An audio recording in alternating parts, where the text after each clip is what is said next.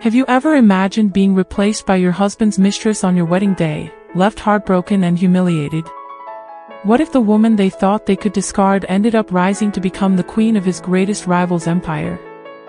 This is a story of betrayal, resilience, and an incredible comeback that proves pain can be turned into power.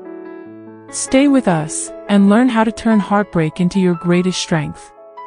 Don't forget to subscribe and hit the notification bell for more unforgettable stories. She had imagined this day since she was a little girl, spinning around in her mother's old veil, pretending the living room was a grand cathedral. That memory was stitched into every detail of her dream wedding, down to the soft lace of her gown and the scent of white roses lining the aisle. For years, she believed that finding the one meant safety. Certainty. A kind of fairy tale peace that would make the noise of life finally quiet down. And now, standing in the dressing room, staring at herself in the mirror, she truly believed she had it. That this was her once-in-a-lifetime emotional moment. But if you've ever been so sure of something that it almost felt sacred, then you'll understand why she didn't notice the cracks. The soft warnings. The strange tone in his voice when they talked about the future. Her friends whispered behind her back that he seemed distant, but she brushed it off.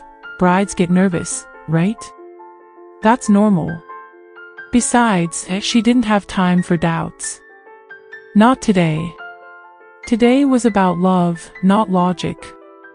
And besides, when someone spends years building a dream, they don't want to believe it was all built on sand. There's a kind of blindness that comes from hope. It makes you ignore things that would normally scream at you. Like how he stopped holding her hand at night. Or how his eyes darted away when she talked about forever. She thought he was just stressed, too focused on the wedding planning. Because if she didn't believe that, she'd have to admit something was wrong. And that would mean the dream wasn't real. That kind of honesty. It's terrifying when you've invested your whole identity into a picture-perfect wedding day. It wasn't just about love. It was about being chosen. Being cherished in front of everyone who ever doubted her worth. The guests were arriving, family, friends, even people who never clapped when she succeeded. She was about to prove them all wrong. That she was lovable, beautiful, worthy of a forever kind of love. In her mind, the wedding was more than a ceremony. It was her redemption. The beginning of the life she deserved. And after everything she'd been through, childhood scars, failed relationships, this felt like the moment when life would finally say, "You made it." So when she stepped into that chapel, every heartbeat was a silent promise. One foot after the other, veil brushing the floor, music echoing in the air. Her father looked proud. Her mother wiped away tears. She smiled, not because she was happy, but because she felt safe, finally. The dream was unfolding exactly how she planned. The timing, the colors, the whispers of admiration. But beneath all of it, something inside her tugged. A small, unsettled feeling in the pit of her stomach she refused to name. And that's something most people won't admit out loud. We often feel the truth before we ever face it. That quiet inner tension, that ache in your chest when something's not right. It's real. But society teaches us to push through, especially women. Be polite. Be grateful. Don't ruin the moment. So she smiled. She walked. She played her part like a professional actress in her own love story. She had no idea the script was about to flip completely. Because in her mind, this wasn't a show, it was forever. Have you ever watched someone be so in love with the idea of love that they didn't see the person right in front of them? That's what this was. She loved the story, the image, the future they planned together. But she hadn't looked closely at the present. And the truth is, when you ignore small betrayals, they grow into earthquakes. Most people don't notice until it's too late. And for her, too late was coming faster than she ever imagined. The wedding day had become a stage. And everyone had a role to play. But the groom? His eyes held something else. Something cold.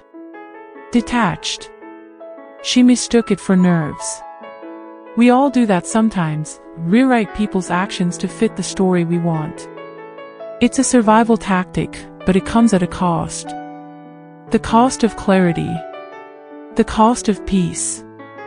And peace was something she wouldn't taste for a long time after that day. She just didn't know it yet. Sometimes, the most dangerous moment isn't the betrayal itself, but the seconds right before it, when everything feels too perfect. When the silence is too soft. When your instincts whisper, but you hush them because you want to believe in the dream. She was in that exact moment. Still smiling. Still believing. Still wearing the veil. And just a few steps ahead, behind that heavy chapel door, the truth was already waiting to break her heart wide open. There's a moment, just before everything falls apart, when the world goes quiet. She stood behind the chapel doors, a veil in place, holding her bouquet like a lifeline. The makeup artist gave her a final smile, but her hands were trembling. It wasn't the nerves of someone about to marry the love of their life, it was something else. A chill that ran down her spine without any wind. A sudden tightness in her throat when her bridesmaid leaned in and whispered, "He's been acting weird all morning." Her grip tightened, but she brushed it off. Again. Because doubt has a way of feeling rude when you're in a white dress. Her mind began to rewind through the little red flags. How he ignored her texts the night before, claiming he needed rest. How he didn't look her in the eyes during their rehearsal dinner. The coldness in his kiss, the awkwardness in his smile. Those weren't just pre-wedding doubts, those were signs of emotional betrayal. But it's easier to label them as jitters than to believe the person you love is hiding something from you. She told herself everyone gets nervous. But her gut wasn't nervous. It was trying to scream. Have you ever had that moment where your body knows something your brain refuses to process? That's intuition. And for women especially, it often shows up quietly but clearly: an uneasy stomach, a heavy chest, the sudden need to sit down. But we override it with logic, with love, with blind hope. That's exactly what she did. She kept smiling, kept nodding, kept walking toward the altar, ignoring every betrayal sign she had ever seen in movies, in books, in other people's heartbreak stories. Because in her story, this wasn't supposed to happen. And maybe that's the most dangerous part of idealizing love: it turns you into a selective listener. You hear the "I love you," but not the silence in between. You see the ring, but not the reluctance behind it. All morning, people around her exchanged strange glances. The air was thick with tension, like everyone knew something she didn't. But no one said a word. Not directly. Just whispers behind the veil. Whispers she couldn't catch in full, but she felt their weight anyway. Some guests looked at her with pity. Others avoided her altogether. Her maid of honor seemed distant, distracted. Even the photographer hesitated before clicking his next shot. She felt like a main character in a movie she hadn't read the script for. And yet, she told herself she was imagining things. Because when your heart's on the line, your brain becomes the world's best liar. It crafts excuses so quickly, you don't even notice the truth slipping through the cracks.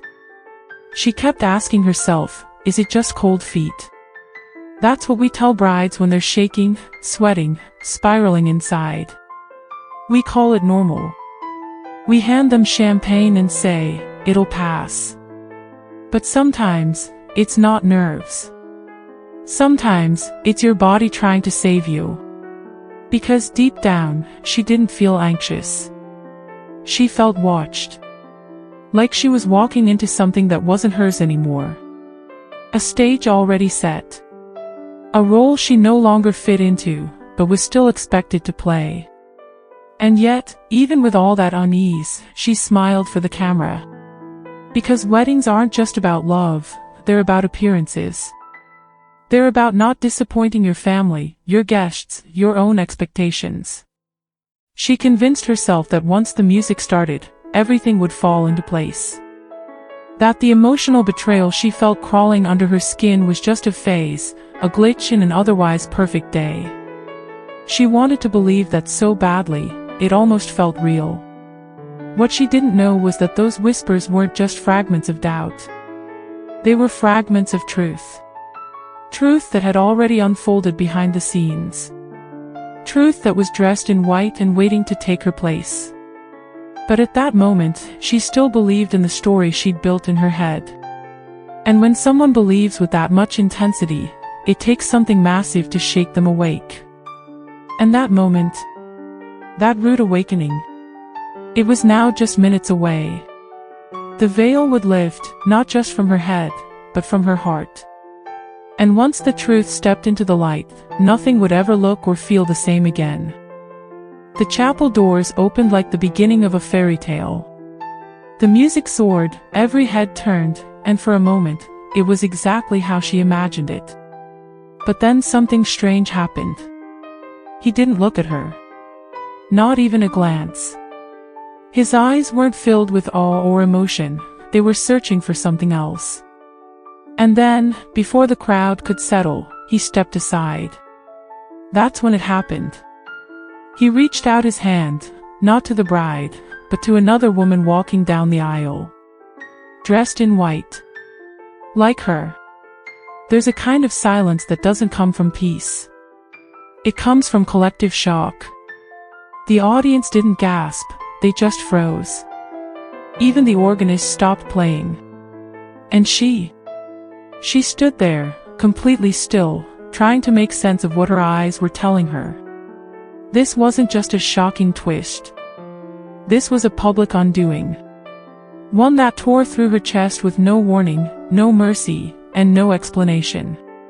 She blinked. Once. Twice. But the image didn't change.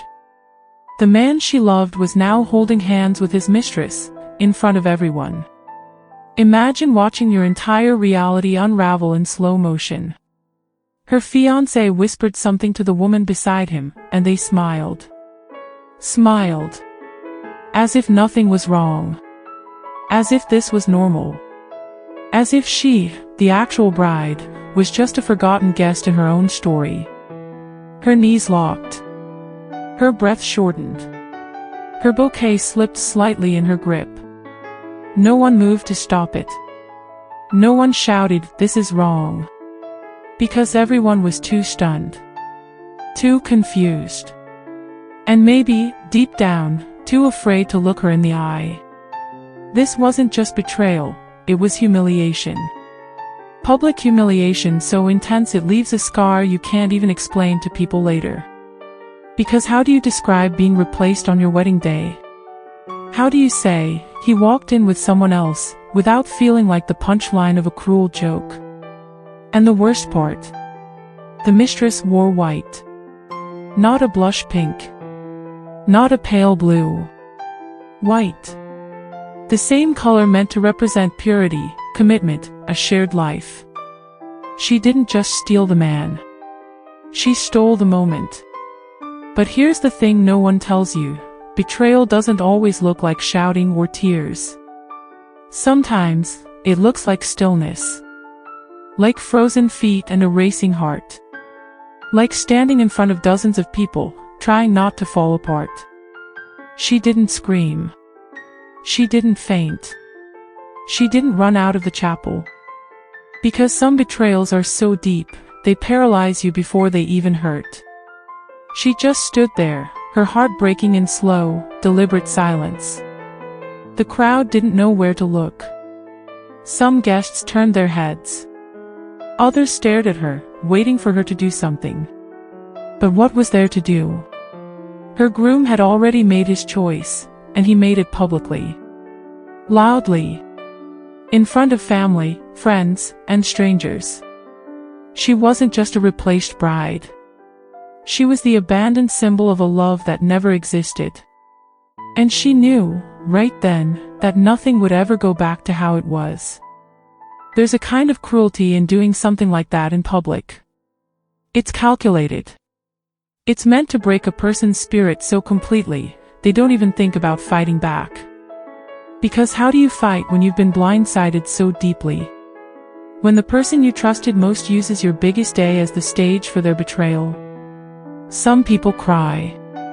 Some yell. But she did neither. She just locked eyes with him, silently asking a question she already knew the answer to. And maybe that's why he couldn't look back at her.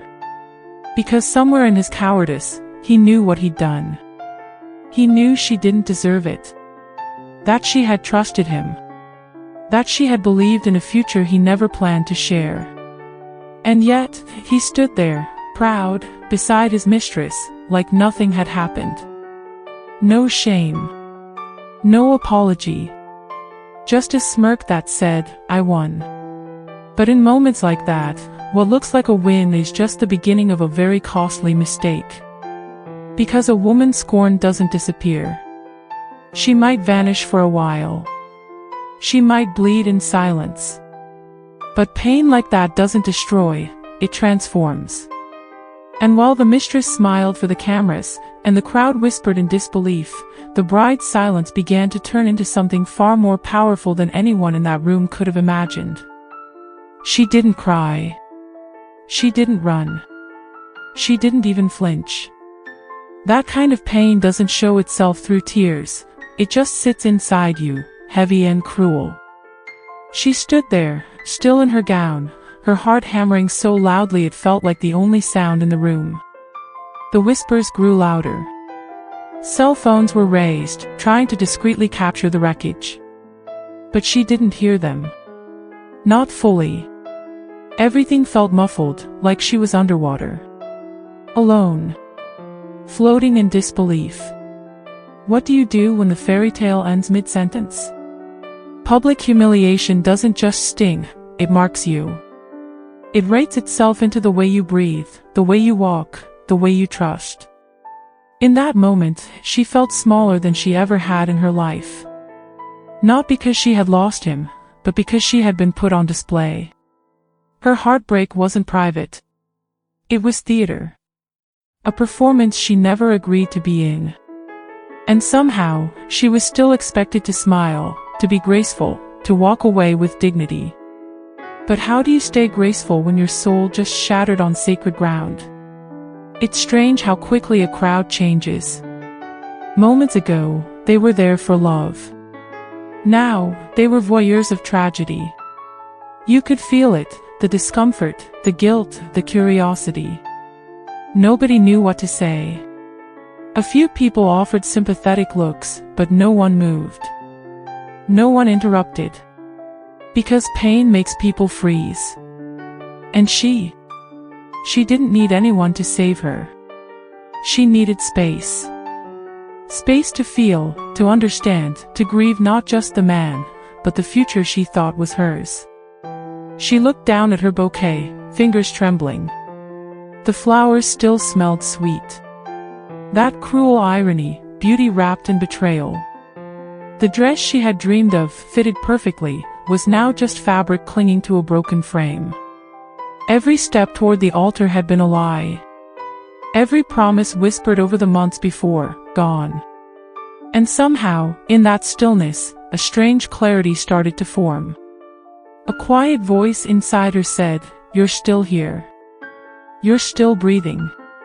Not strong yet, but present. Sometimes the strongest thing a person can do is not collapse. To remain upright when everything inside is collapsing. She didn't fight. She didn't yell. That kind of strength isn't loud, it's rooted. She may have been left at the altar, but she refused to leave herself. There's power in that. In staying grounded when everything you built just fell apart. And the lesson. Pain doesn't need to be public to be valid, but when it is, your healing must be twice as intentional. She walked out of that chapel slowly, her steps echoing louder than any applause could have been. No one followed. No one dared. And for the first time in hours, she let herself exhale. The air was sharp. The light felt too bright. But she made it to the car. Sat down. Closed her eyes. And the first tear finally fell, not for him, but for everything she believed was real. The hardest part wasn't losing him, it was losing the version of herself that trusted someone so completely. It's in moments like that where life splits in two, before and after. And what happens in the after defines you. She could have sunk. She could have let that public heartbreak define her. But something inside her refused. Maybe it was pride. Maybe it was pain. But whatever it was, it lit a spark. Because if there's one thing rock bottom gives you, it's a clean floor to stand back up on. She didn't know how, and she didn't know when, but she knew this wouldn't be the end of her story. And that's the part people don't see. They see the bride left behind, the silent walk out of the chapel, the photos online. But they don't see the battle inside.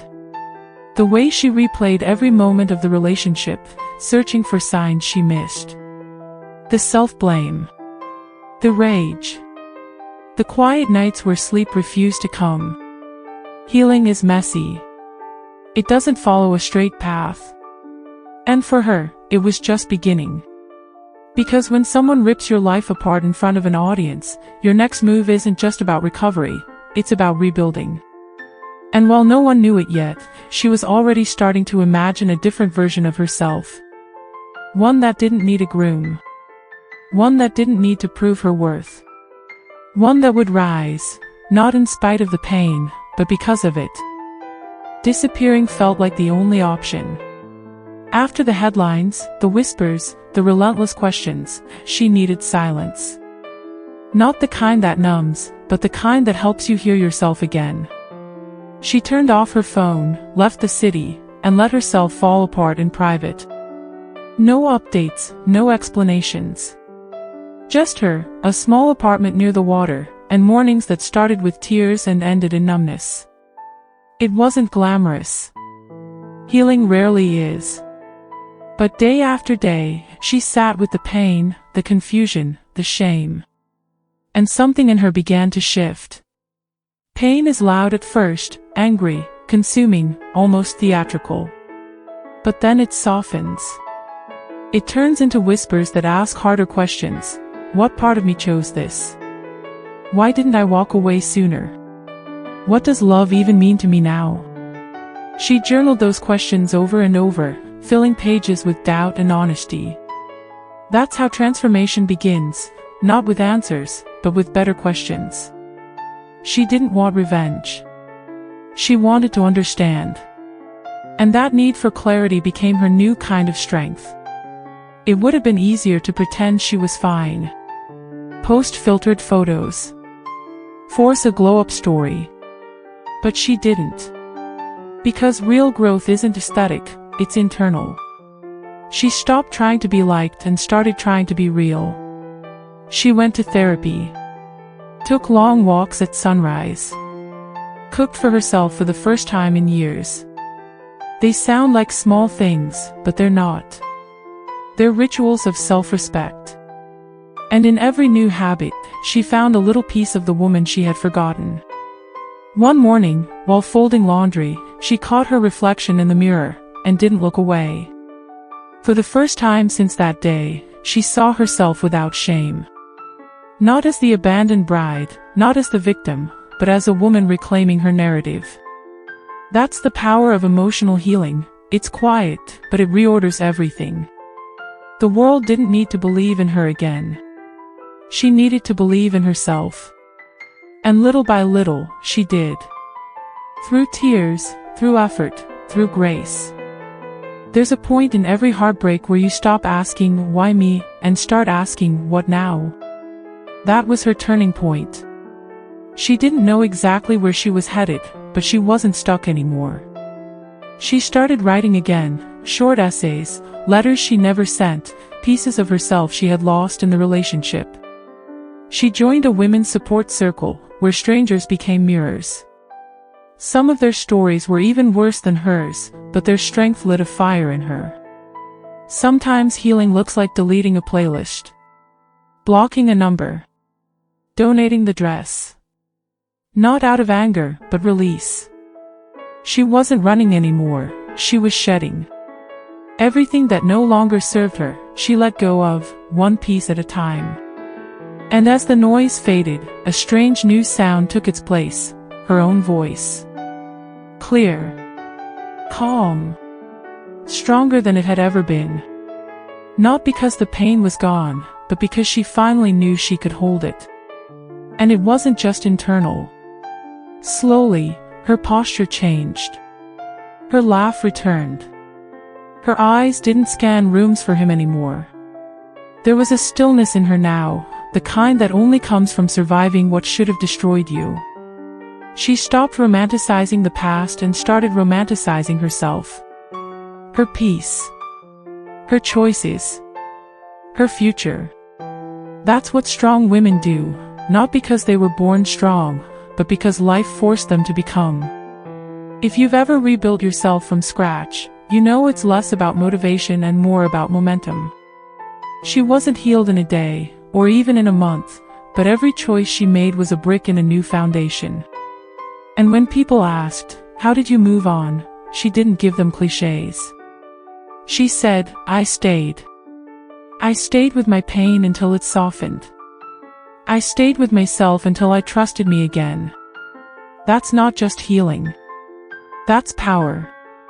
And just when her life started to feel steady again, when the past seemed like something she could finally leave behind, something, or rather, someone, unexpected walked right through her new door. It started with a handwritten letter. Not an email, not a DM, a real letter, slipped under her door. The envelope was thick, embossed, unfamiliar. At first, she thought it was a mistake. But when she opened it, the words hit like thunder. "I watched what he did to you. And I don't forget things like that." There was no name. Just an invitation. A place. A time. A signature that felt like a challenge. Her hands trembled as she read it again. Because deep down, a part of her already knew who it was from. He was someone her ex used to fear. A powerful man, rarely seen, often whispered about. The two had been rivals in business, enemies in status, and now, apparently, in love too. She couldn't understand why someone like him would want to meet her.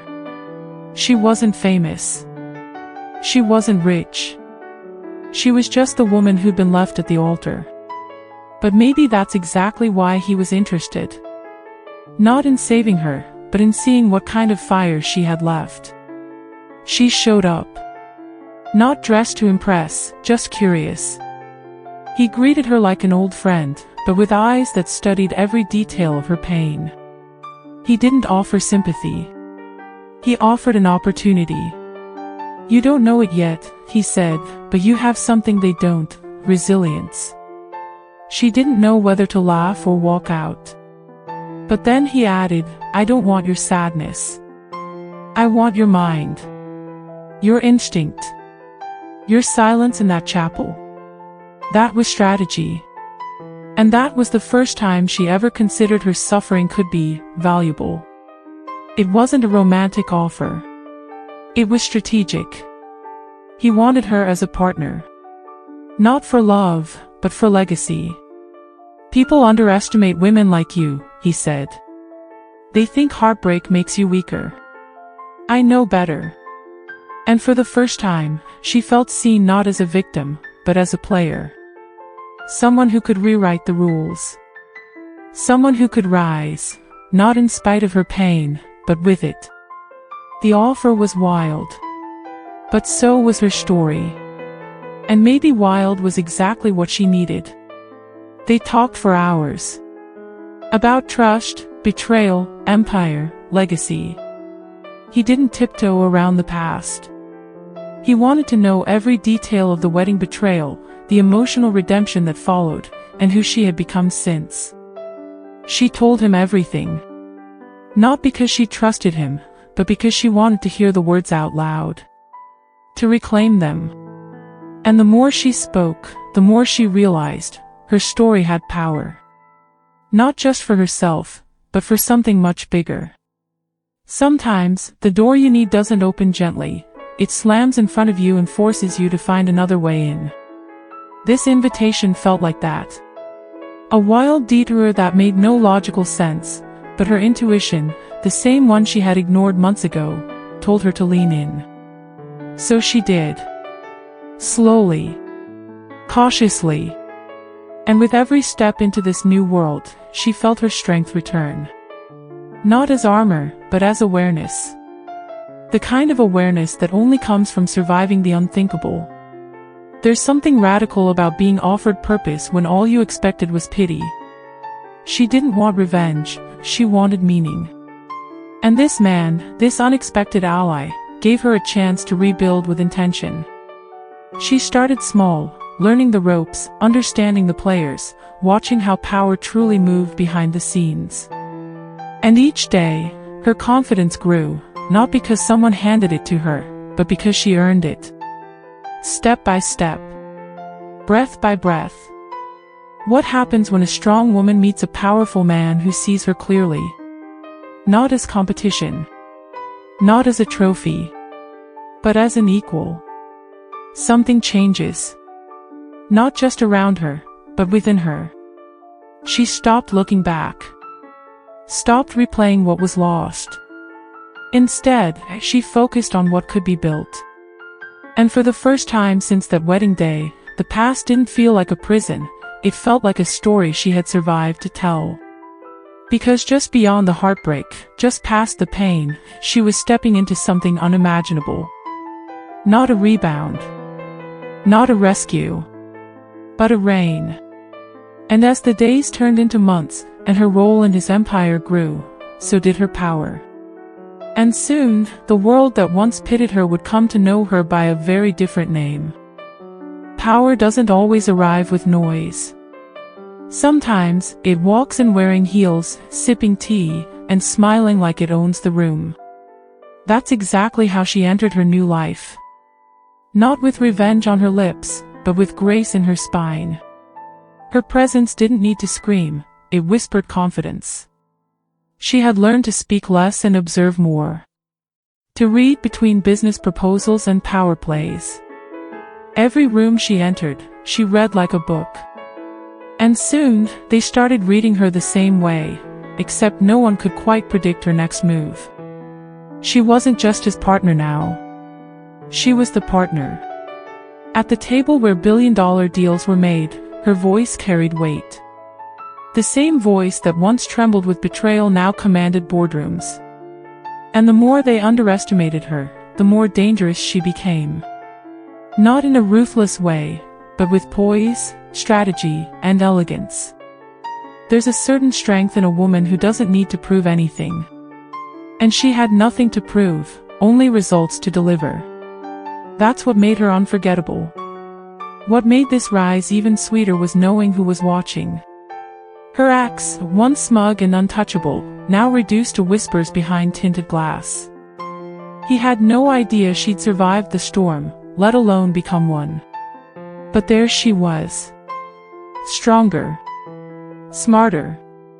Standing beside the man who once threatened his entire empire. And the irony? She didn't even plan it. Life just handed her the pieces, and she built a throne from the rubble he left behind. It wasn't about revenge. It was about revelation. She had discovered who she truly was in the absence of his shadow. And it turned out, she liked that woman, a lot. She didn't crave attention anymore. What she wanted was impact. She used her platform to lift other women, mentor young minds, and invest in silent brilliance. Her power wasn't just status, it was substance. And every time she made a move, it came from a place of purpose, not ego. Of course, her ex couldn't take it. The first time he saw her again was at a gala, arm in arm with the man he hated most. She wasn't trying to be seen. She was the scene. Dressed in black, diamonds catching light, and that effortless smile that spoke volumes. And when their eyes met across the room, she didn't flinch. She didn't gloat. She simply nodded, like a queen acknowledging the past, but never bowing to it again. That moment was a turning point. Not for her, but for him. He realized too late that he hadn't just lost her, he'd created something unstoppable. And the more he tried to rebuild his image, the more her influence overshadowed his every move.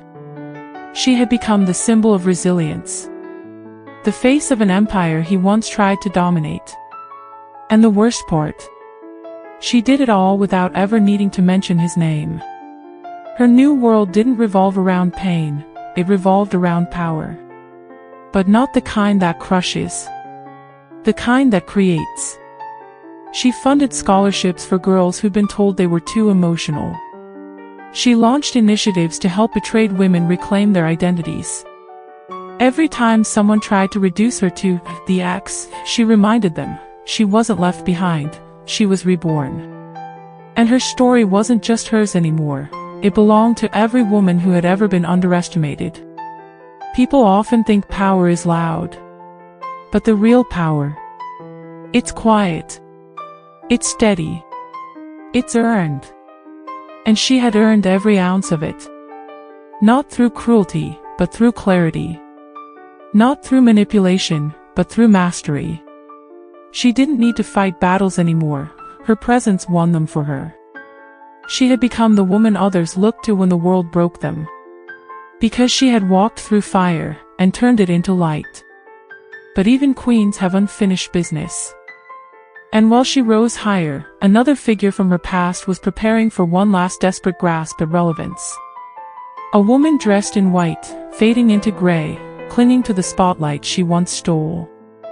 She thought the spotlight would last forever. The whispers, the headlines, the stolen glances, they made her feel invincible. For a while, being the mistress had its perks. Private jets, designer gowns, rooms filled with envy. But nothing built on betrayal ever lasts. Fame built on someone else's pain is a ticking time bomb. And hers finally went off. The same cameras that once adored her now caught something different, desperation. She wasn't the heroine anymore. Just a side note in someone else's redemption arc. As the queen rose, the mistress began to fall. Slowly, then all at once. Invitations stopped arriving. Brand deals vanished. Even her followers, once loyal and loud, went quiet.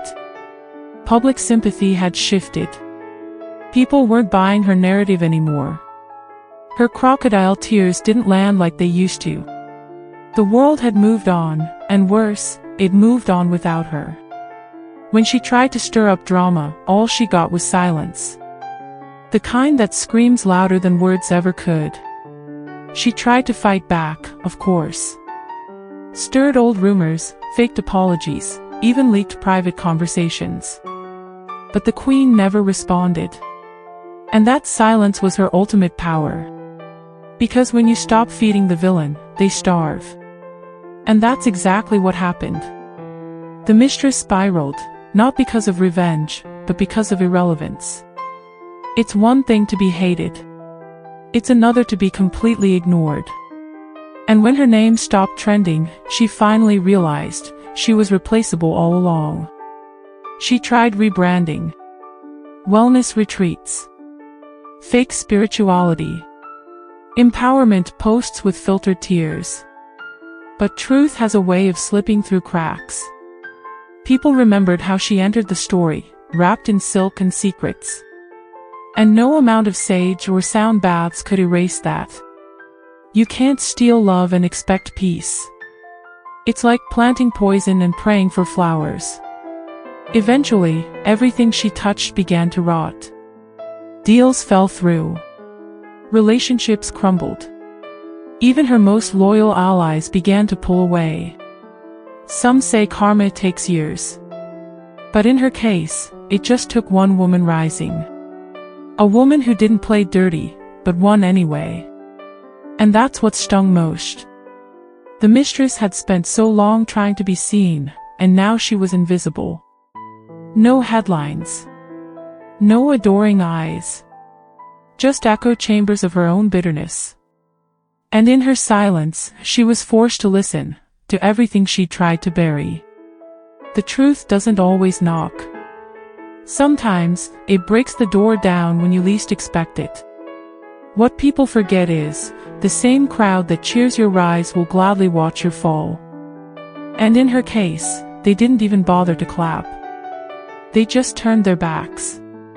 Because deep down, everyone knew, she was never the victim. She was the weapon used to wound another woman. And now that weapon had dulled. The queen didn't need to destroy her. She just needed to keep shining. And in that light, every one of the mistress's lies looked painfully obvious. In interviews, she tried to paint herself as misunderstood. It wasn't what it looked like, she said. He promised me things. But even her voice cracked with the weight of disbelief. Not even she bought her story anymore. And when the cameras cut, so did her facade. That's the thing about truth, it's patient. It waits. And when the dust settles, it's always the last one standing. While she tried to rewrite history, the world had already written her out of the ending. There's a difference between being forgotten and being erased. And she got both. Her name faded from headlines. Her photos disappeared from tabloids. People stopped saying her name altogether. The queen didn't lift a finger, but justice was served. Not the kind in courtrooms, but the kind that happens when life simply corrects itself.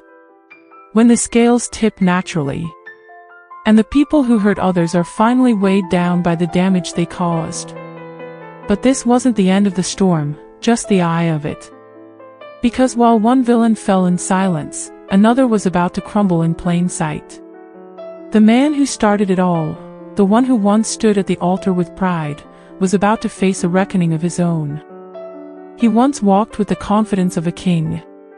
His empire stretched far and wide, built on charm, influence, and a touch of ruthlessness. But empires like his rarely last forever, especially when founded on lies. As the queen rose, his foundation began to shake. Business deals he took for granted started falling apart. Partners hesitated. Investors whispered doubts. The man who once controlled rooms now found himself the subject of gossip in hushed tones. The downfall had begun, slow and inevitable. Loss isn't always loud. Sometimes it's a quiet unraveling. His reputation, once untouchable, became a fragile facade. Headlines that once praised him now questioned his ethics. Rumors of mismanagement and betrayal spread like wildfire. Even his closest allies started to distance themselves, sensing the shift. The empire he built was crumbling brick by brick, and no amount of spin could stop it. It was poetic justice, the kind that doesn't need a courtroom to land the final blow. At the heart of this collapse was the woman he'd abandoned. Not just because of her new power, but because her story revealed cracks in his armor. People saw him for what he really was, a man who valued control over connection. And when the truth came out, it wasn't just his business that suffered. His personal life unraveled too. Old friends turned cold. Family ties strained. The man who once had everything was suddenly left with nothing. He tried to fight back. Press releases, damage control, empty apologies. But they sounded hollow. The public's patience had worn thin. And while he attempted to rebuild, the queen's influence only grew. She had become the new standard, the benchmark. Her success was a constant reminder of his failure. And every time he glanced at her name in the news, it was like a dagger twisting deeper. One of the harshest lessons he learned was that betrayal has consequences beyond the immediate.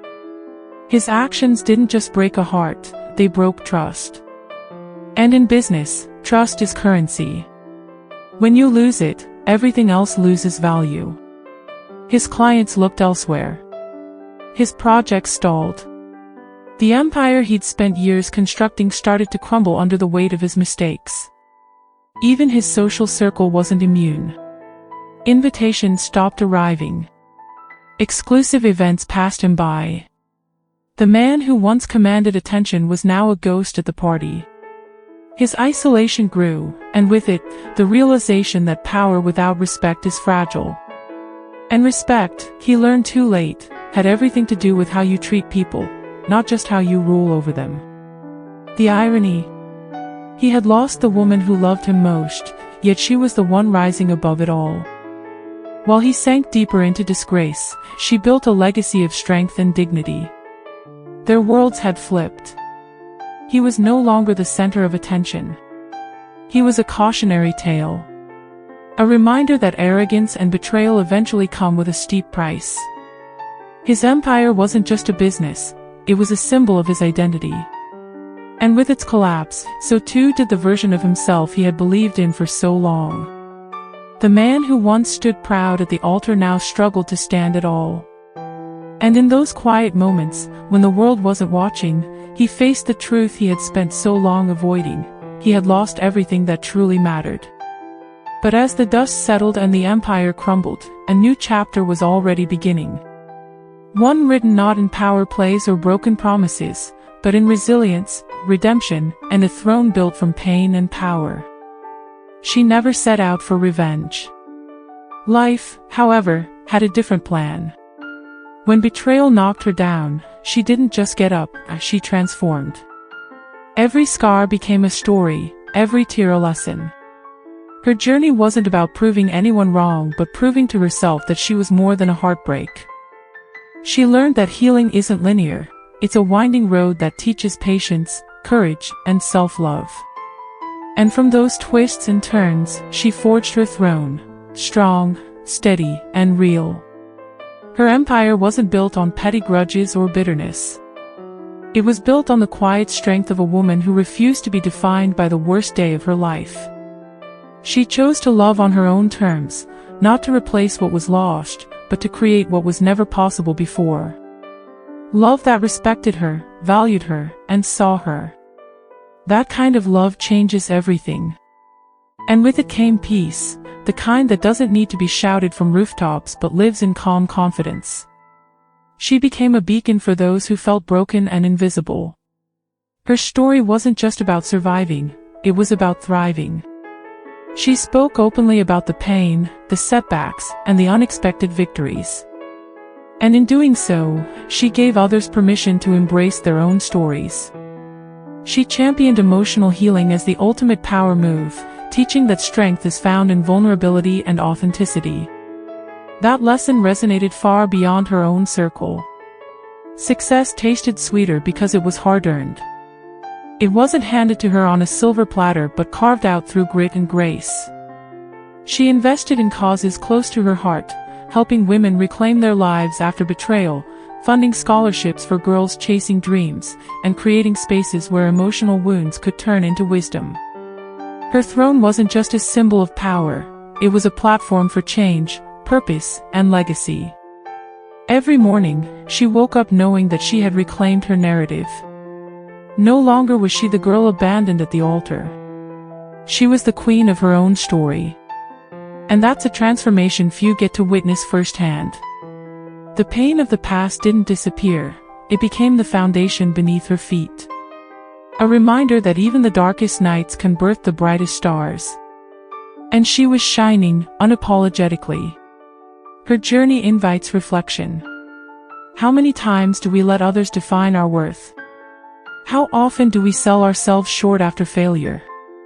She learned that real power isn't about what others think of you, it's what you think of yourself. And that realization changed everything. For her, healing was the ultimate act of rebellion against a world that wanted to see her broken and silenced. The crown she wears isn't just made of gold or jewels. It's made of resilience, wisdom, and the quiet victories won behind closed doors.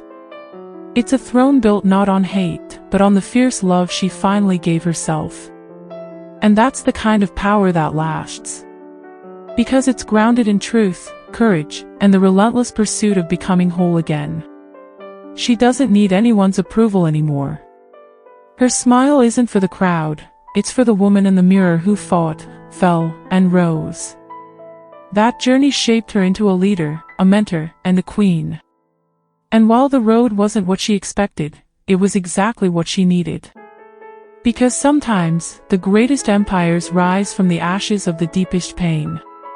Her story isn't just an ending, it's a beginning. A full circle.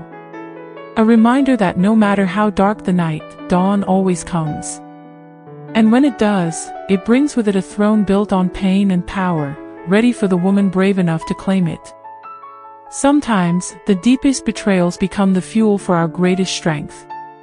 She was left at the altar, broken but not defeated, and in rising alongside her ex's rival, she showed us all that true power comes from resilience, not revenge. Remember, no matter how dark the moment, you can rewrite your story and build your own throne. If this story inspired you, make sure to like, subscribe, and hit the notification bell so you never miss a journey of strength and transformation. Your comeback starts now.